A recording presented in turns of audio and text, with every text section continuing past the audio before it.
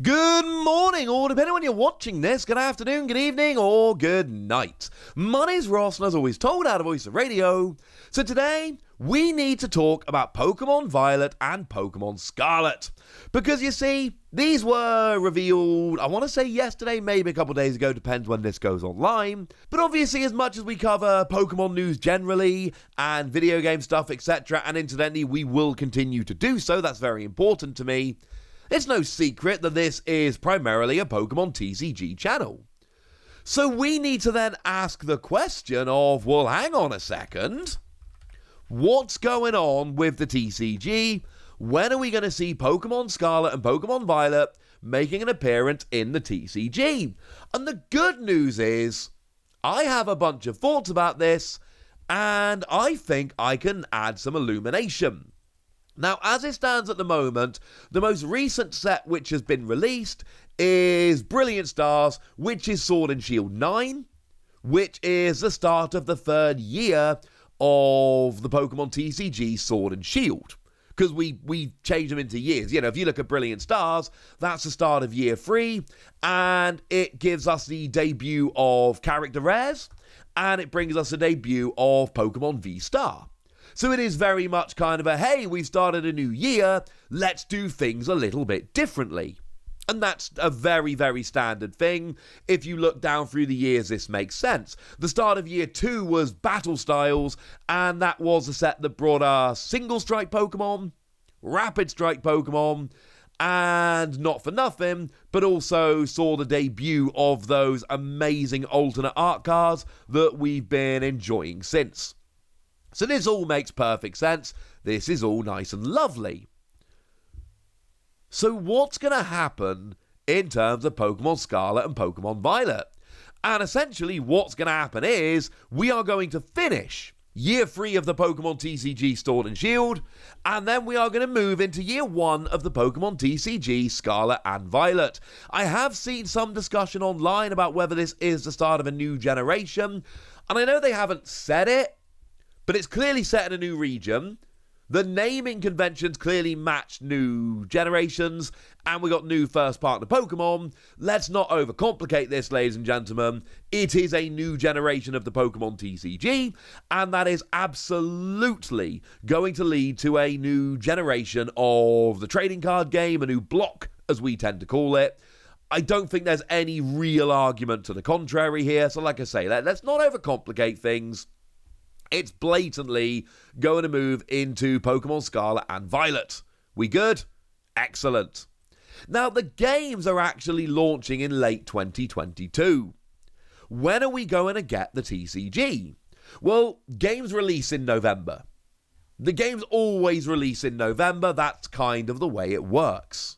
Sword and Shield released on November the 15th. Obviously, they did. Brilliant Diamond and Shining Pearl released on November the 19th. Again, that's pretty important. Let's Go Pikachu, Let's Go Eevee released on November the 16th. And if we go back, one generation, Pokemon Sun and Moon released on November the 18th. And Pokemon Ultra Sun and Ultra Moon released on November the 17th. Like I say, mid-November, that's when it's going to release. The reason, very simply, is in countries like the US, UK, Europe, etc., Christmas is a big deal, and the main time we shop is November, second half, and December. So you have to launch big games. And it's not just big games. If you're ever wondering why we have a Pokemon TCG set in November every year, it's because we're catching that Christmas crowd. So we're going to see a release in November of the video games. And we have a November set. Is our November set going to be Pokemon Scarlet and Pokemon Violet? No! Our November set is going to be Pokemon Sword and Shield 12. Brilliant Stars is Sword and Shield 9. That is coming out in February, or just come out in February. We now know that Astral Radiance is Sword and Shield 10. And that is coming out in May. Which means we're going to have Sword and Shield 11 in August and Sword and Shield 12 in November, and that will be the end of Sword and Shield. We are not getting a Scarlet and Violet TCG set in the same month that the game releases. That's not happening. Japan, however, are going to get the set in December. And again, all we really need to do here is sit and look at some dates, and it becomes hilariously obvious. Black and White in Japan launched on December the 17th. X and Y launched in Japan on December the 13th. Sun and Moon launched in Japan on December the 9th. And Sword and Shield launched in Japan on December the 6th. So it's going to be kind of early December-ish. That's when we're going to see the release in Japan. And that shouldn't be even remotely controversial. Japan is going to get Scarlet and Violet. And remember, in Japan, they get a double set. So there will be a Pokemon Scarlet set and a separate Pokemon Violet set released on the same day, but they will have different cards in. Now, there'll be a double set that fit together, but you will only be able to get some cards in Scarlet and some cards in Violet. The set list for the two will be completely different. And this is pretty much guaranteed at this stage. We know there's a new game coming in late 2022. It's going to be November. And therefore, we know that a month later, we are going to get the corresponding set in Japan, because that's what tends to happen. When are we getting the set? February. It's going to be our February set.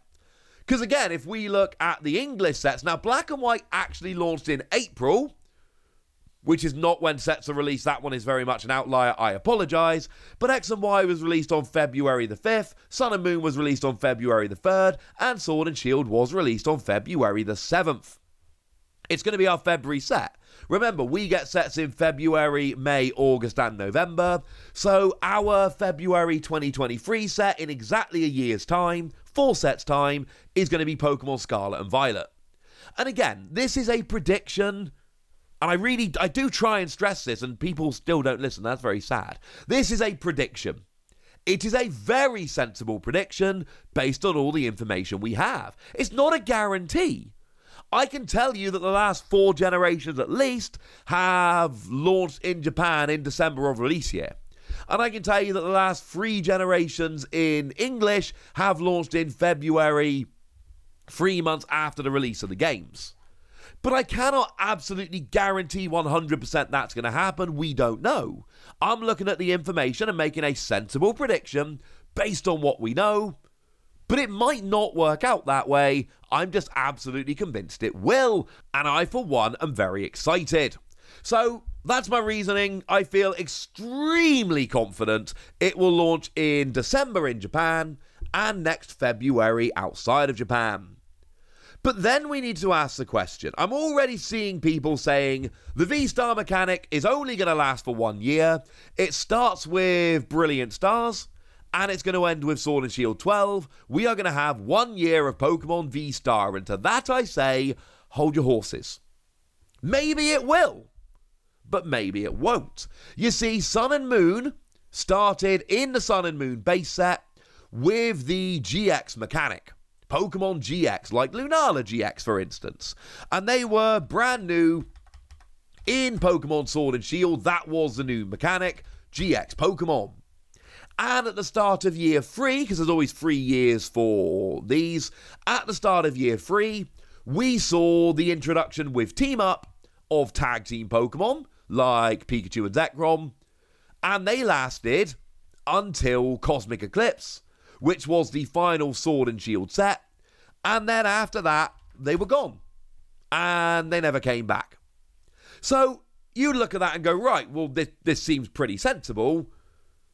We started Pokemon V at the start of Sword and Shield with things like Zacian, and we started V-Star at the start of year 3 in Brilliant Stars with stuff like Charizard, so they must both be going away when we start going into Scarlet and Violet at the end of this year Japan, beginning of next year outside. And my answer to that is, that's not guaranteed. That's not guaranteed at all. Because I would like to refer you back to Pokemon X and Y. You see, when Pokemon X and Y launched, we saw things like Evil Tally X. Evil Tally was one of the box legendaries. So in the X and Y base set, we got Evil Tally X as one of the chase cards. EXs are the big mechanic. Evil Tales of Box Legendary, it gets it. The thing is, EXs were not introduced in X and Y. EXs were actually introduced in Next Destinies, which was a black and white expansion. Not only was it a black and white expansion, it was a pretty early one. It was the 4th out of 11. Saw things like Mewtwo. Mewtwo proper changed the game. That was, if you were around when Mewtwo EX came around, you'll know what I'm talking about.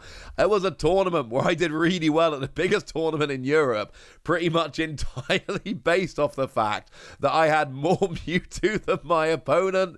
It was a ridiculous situation that honestly made me chuckle, made me kind of happy. My point is, they were brought in fairly early on in the black and white block, and it would have been very easy at the stage to go, right, well, incidentally, when we started black and white, in the black and white base set, we didn't actually have any real mechanic. We just had full art cards. So, you know, in the black and white base set, we had the full art Reshiram and Zekrom that were reprinted in Celebrations, just like the Mewtwo I showed you a moment ago.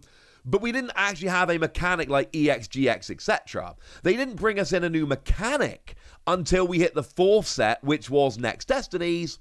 And when they did that, they brought in EXs, and EXs carried on right through into Generation 6.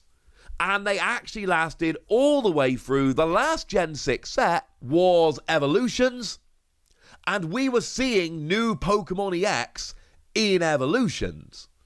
Things like, Dragonite EX was a pretty good card that saw a whole bunch of play, and that was a brand new EX in the final Gen 6 set, in the final X and Y set in Evolutions. So, my point is, yes, if I had to guess, I would say that Pokemon V are probably going away. And yes, if I had to guess, I would probably say that Pokemon V-Star are going away.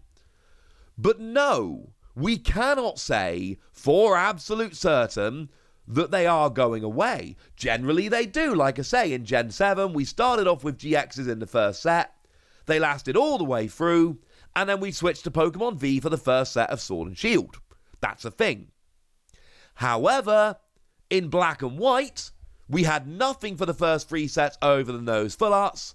We introduced EXs in the 4th set, and we rode them all the way through both Gen 5 and Gen 6 before we switched to GXs in Gen 7. So let's not be making any assumptions. What do we know for certain? Nothing. What are we 99% sure of? Game in November, Japanese set in December, English language set in February. That I am super hyper over the top confident about that. Again, prediction, not a guarantee, not the same thing, but I am extremely confident about that. Outside of that, it's going to be fun finding out, right?